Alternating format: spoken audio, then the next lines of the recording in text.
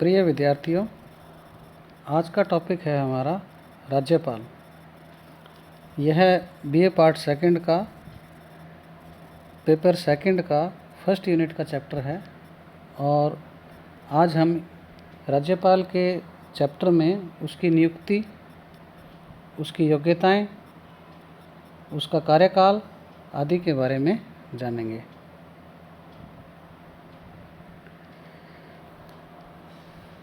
राज्य प्रशासन में राज्यपाल का पद सर्वोच्च होता है।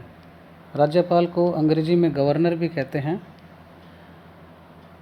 इसकी हम ऐतिहासिक पृष्ठभूमि को देखें तो ब्रिटिश काल में प्रांतों के जो गवर्नर थे वही पैटर्न राज्यों में भी अपनाया गया, लेकिन उसमें थोड़ा फ़र्क है कि उस वक्त के जो ब्रिटिश प्रांत के गवर्नर थे उनके पास बहुत ज़्यादा शक्तियाँ थी, लेकिन वर्तमान में जो राज्यपाल हैं राज्यों के, उनके पास उतनी शक्तियाँ नहीं हैं। वो नाम मात्र की कार्यपालिका है, राष्ट्रपति के समान। सन 1956 से पहले जो 20 श्रेणी के राज्य थे उसमें से राजस्थान भी हमारा शामिल था। आज़ादी के बाद और 1956 से पहले राज्यपाल को राज प्रमुख कहा जाता था और 1 नवंबर 1956 के बाद सभी राज्यों में जो गवर्नर का पद है वो राज्यपाल कहलाने लगा। और इसके अलावा जो केंद्र शासित प्रदेश हैं उनमें जो राज्यपाल है उनको अलग अलग नामों से जाना जाता है, जैसे दिल्ली, अंडमान निकोबार और पांडिचेरी या पुडुचेरी जो है उसमें उसको लेफ्टिनेंट गवर्नर या उपराज्यपाल कहा जाता है। जबकि लक्षद्वीप, चंडीगढ़, दमन व दीव, दादरा व नगर हवेली, यहाँ गवर्नर को प्रशासक कहा जाता है। राज्यपाल का जो पद है यह संवैधानिक पद है और इसका संविधान के भाग 6 में अनुच्छेद 153 से 162 तक उल्लेख है। नियुक्ति के बारे में हम बात करें तो राज्यपाल की जो नियुक्ति है उसको उसका अनुच्छेद 155 में प्रावधान किया गया है और राज्यपाल को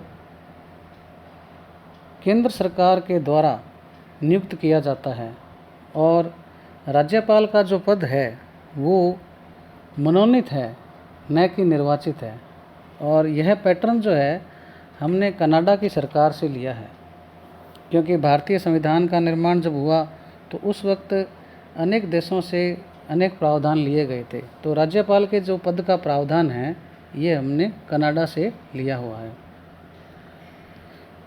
राज्यपाल के पद के बारे में थोड़ा बहुत संवैधानिक प्रावधानों में डिस्कस करें तो भारत के संविधान के अनुच्छेद 153 में प्रत्येक राज्य में एक राज्यपाल होगा, ऐसा प्रावधान किया गया है।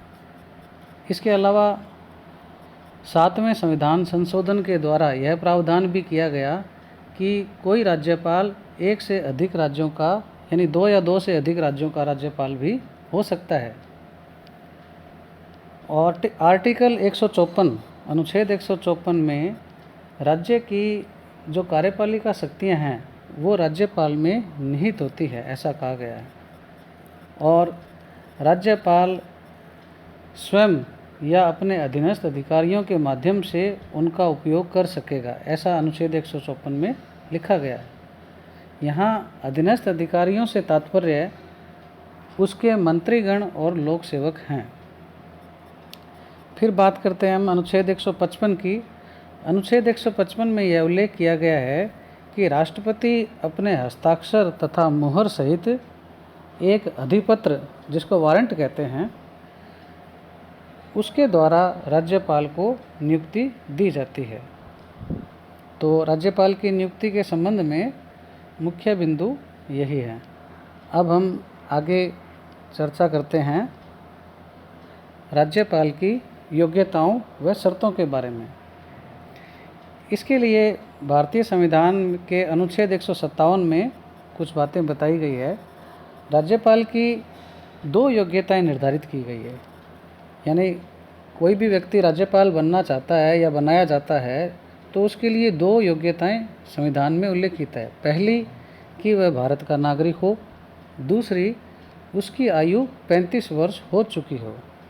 इसके अलावा राज्यपाल के पद के लिए कुछ शर्तें भी निर्धारित की गई है। पहली शर्त यह है कि वह संसद या राज्य विधानमंडल के किसी सदन का सदस्य नहीं होना चाहिए, अर्थात वह एमएलए या एमपी न हो। दूसरी शर्त यह है कि वह किसी लाभ देने वाले सरकारी पद पर कार्यरत न हो। इस प्रकार से ये 2 शर्तें निर्धारित की गई है। यदि कोई व्यक्ति राज्यपाल के लिए पद के लिए मनोनीत किया जाता है या केंद्र सरकार के द्वारा लगाया जाता है और मान लो उस वक्त वो किसी विधानमंडल या संसद का सदस्य हो या किसी लाभ के पद पर कार्यरत हो, तो उसको उसके उस पद से त्यागपत्र देना पड़ता है। दोनों चीज़ें एक साथ नहीं हो सकती। इसके अलावा हम राज्यपाल के पद के बारे में यह बता सकते हैं कि राज्यपाल जो है उसके लिए कोई शैक्षणिक या व्यावसायिक योग्यताएं संविधान में निर्धारित नहीं की गई है। इसके पद पर नियुक्ति का निर्णय केंद्रीय मंत्रिमंडल की इच्छा पर निर्भर करता है। ज़्यादातर राजनीतिक दलों के जो नेता हैं, पुराने नेता हैं, मंत्री हैं, सांसद हैं, विधायक हैं या कोई विशिष्ट योग्यता प्राप्त गैर राजनीतिक व्यक्ति हैं या शिक्षाविद हैं, उनको इस पद पर नियुक्त किया जाता रहा है। और एक सामान्य परंपरा भी रही है कि राज्यपाल ज़्यादातर उस राज्य का नहीं होता जहां उसको लगाया जाता है, यानी किसी अन्य स्टेट का ही राज्यपाल होता है। वर्तमान में राजस्थान के राज्यपाल जो हैं वो उत्तर प्रदेश से हैं। कलराज जी मिश्र हैं हमारे राजस्थान के राज्यपाल, तो वो उत्तर प्रदेश के हैं। तो सामान्यतः ये एक परंपरा रही है। इसके अपवाद भी कुछ हैं, बहुत कम हैं। इसके पश्चात हम राज्यपाल की पदावधि के बारे में देखते हैं, यानी उसका कार्यकाल कितना होता है। संविधान के अनुच्छेद 156 में इसका प्रावधान किया गया है। अनुच्छेद 156 के अनुसार राज्यपाल राष्ट्रपति के प्रसाद पर्यंत पद धारण करेगा, यानी राष्ट्रपति की जो इच्छा है उसके अनुरूप ही वो अपने पद पर टिका रहेगा। अर्थात राष्ट्रपति जब चाहे उनको राज्यपाल को पद से हटा सकता है। इसके अलावा राज्यपाल स्वयं भी राष्ट्रपति को अपना त्यागपत्र सौंप सकता है। संविधान में राज्यपाल की जो पदावधि है वो कार्यकाल जो है वो 5 वर्ष निर्धारित किया गया है। राज्यपाल को हटाने के लिए या आधार प्रक्रिया जो भी है, हटाने की प्रक्रिया जो या आधार है, उसका संविधान में कोई उल्लेख नहीं है।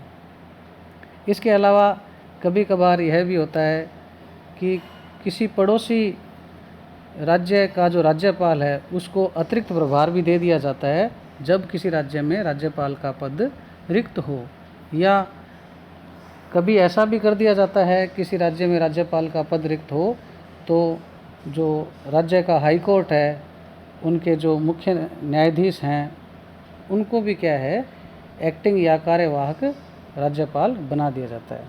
जब किसी राज्यपाल को दूसरे राज्य का बनाया जाएगा तो उसको एडिशनल चार्ज या अतिरिक्त प्रभार कहेंगे, और जब उच्च न्यायालय के मुख्य न्यायाधीश को बनाएंगे तो उसको कार्यवाहक राज्यपाल कहेंगे। इसके पश्चात हम राज्यपाल के वेतन भत्ते और सुविधाएं जो हैं उनके बारे में थोड़ी चर्चा कर लेते हैं।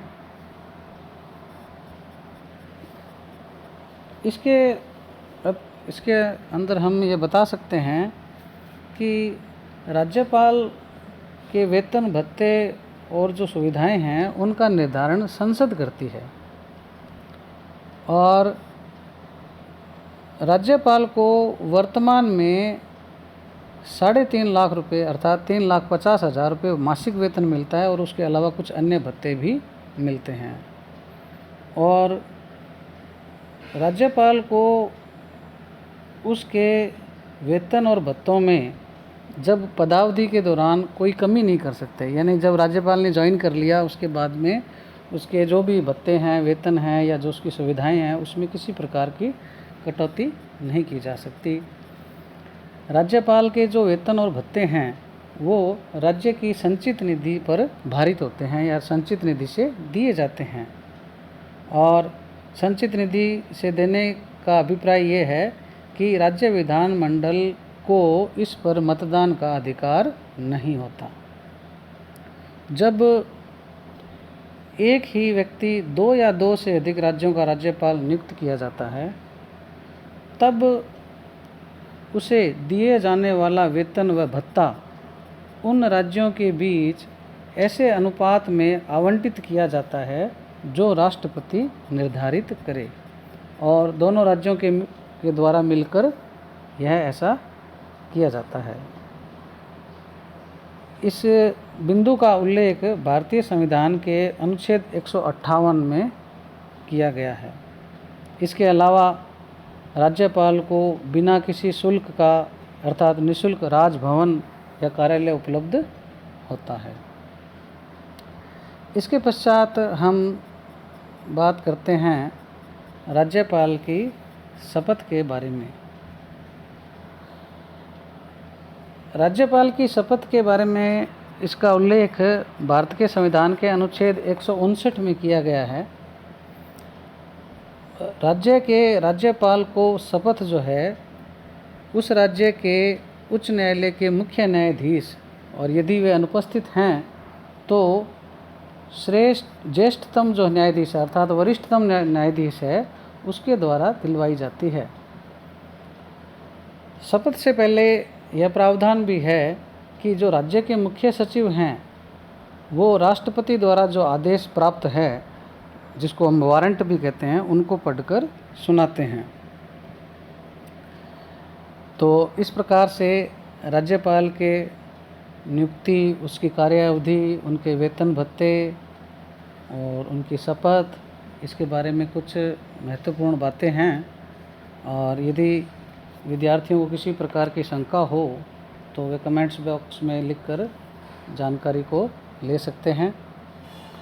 इससे पहले हम लोगों ने राज्य के बारे में पढ़ा था, राज्य का अर्थ क्या है,